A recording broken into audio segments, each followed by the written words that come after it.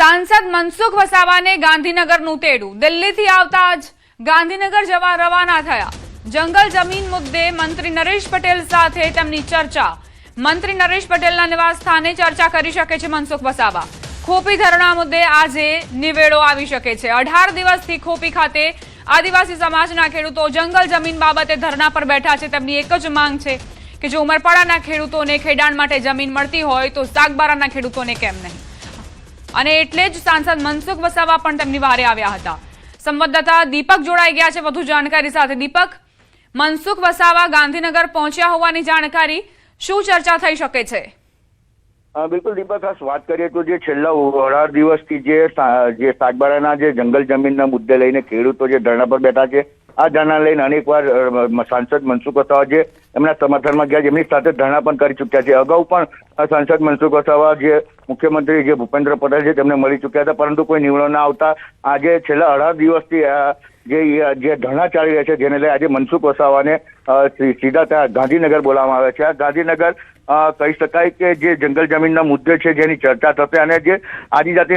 મંત્રી છે જે નરેશ પટેલ અને નિવાસ સ્થાને તેમને બોલાવ્યા છે। એટલે જેમાં વન મંત્રી જે છે એ તમામ વનમંત્રી અને અધિકારીઓ પણ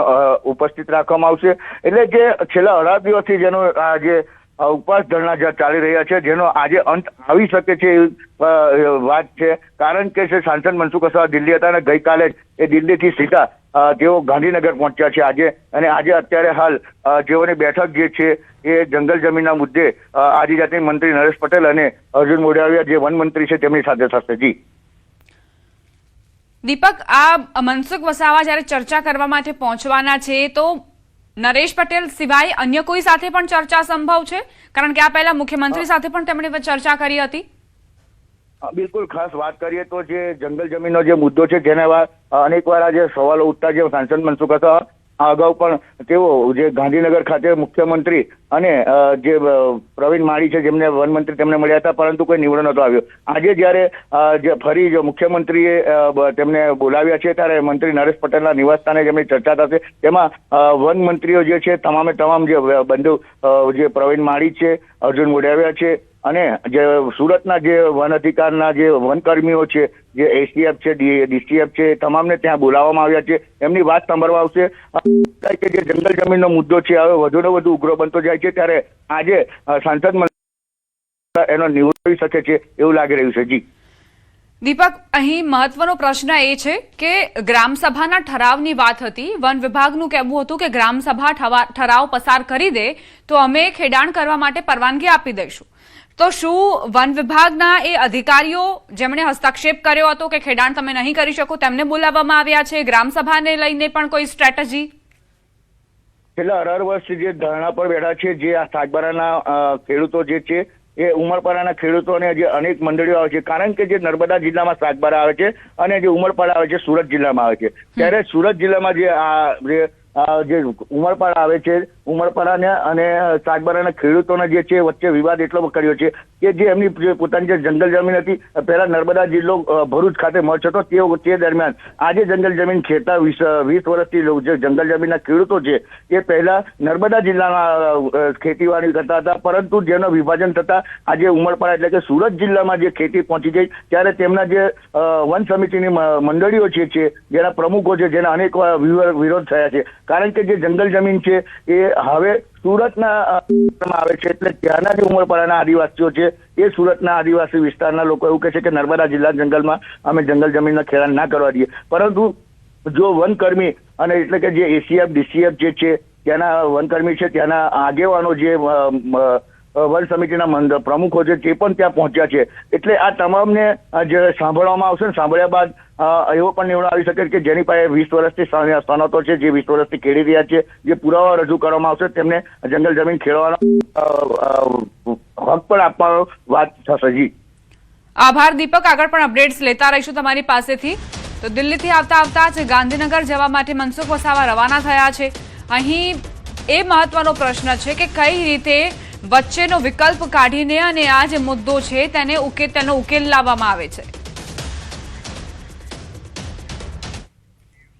નર્મદા સાગબારામાં ધરણા મુદ્દે બેઠક નર્મદાના આદિવાસીઓના પ્રશ્નો ઝડપથી ઉકેલાશે આદિજાતિ વિકાસ સંદર્ભે ગાંધીનગરમાં બેઠક નાયબ મુખ્યમંત્રીના અધ્યક્ષ સ્થાને આ બેઠક મળી સાગબારા અને ઉમરપાડામાં ધરણા મુદ્દે મંથન બેઠકને લઈને મંત્રી નરેશ પટેલનું નિવેદન રેવન્યુ વિભાગને સાથે રાખી બેઠક કરી છે પડતર કેસોનો તાત્કાલિક નિકાલ કરવા આદેશ જમીન પરના દાવા સિવાયના પ્રશ્ન અંગે ચર્ચા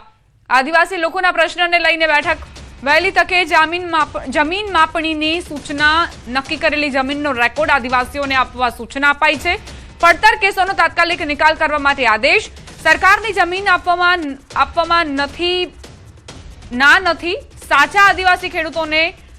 જમીન મળશે ખોટા દાવા કરનારાઓને જમીન નહીં મળે અર્જુન મોઢવાડિયા ગણપત વસાવા બેઠકમાં હાજર રહ્યા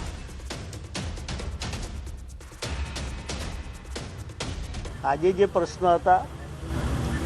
કે કેટલાક લોકોને અધિકાર પત્રો જે આપ્યા છે એની પાકી સનદ ક્યારે ગણાય કે 7/12માં નોંધ પડવી જોઈએ રેવન્યુ વિભાગને પણ સાથે રાખ્યા છે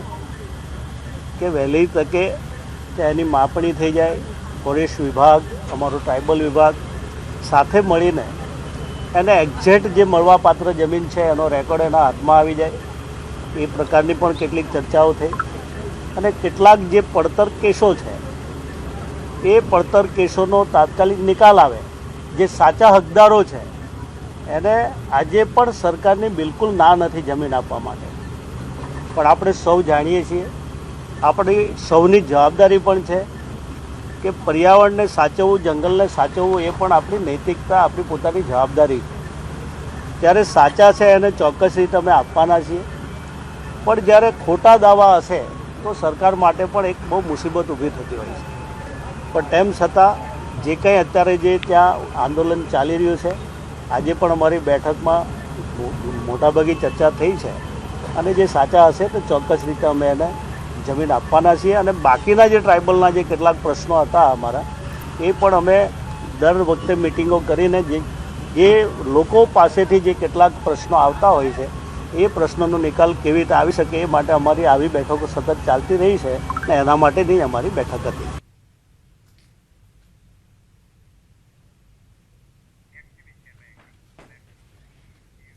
ગાંધીનગર મહાનગરપાલિકાની ચૂંટણીનું કાઉન્ટડાઉન શરૂ સપ્ટેમ્બરના પ્રથમ સપ્તાહમાં ચૂંટણી કાર્યક્રમ જાહેર થવાની શક્યતા રાજ્ય ચૂંટણી આયોગ ટૂંક સમયમાં તારીખો જાહેર કરી શકે છે ગાંધીનગરની મનપા ચૂંટણી ગત એપ્રિલમાં બાકી રહી હતી વર્તમાન બોડીની સામાન્ય સભા બની શકે છેલ્લી બેઠક ચૂંટણીને લઈને ભાજપ કોંગ્રેસની તૈયારીઓ તેજ સપ્ટેમ્બરથી ગાંધીનગરના રાજકારણમાં ગરમાવો વધશે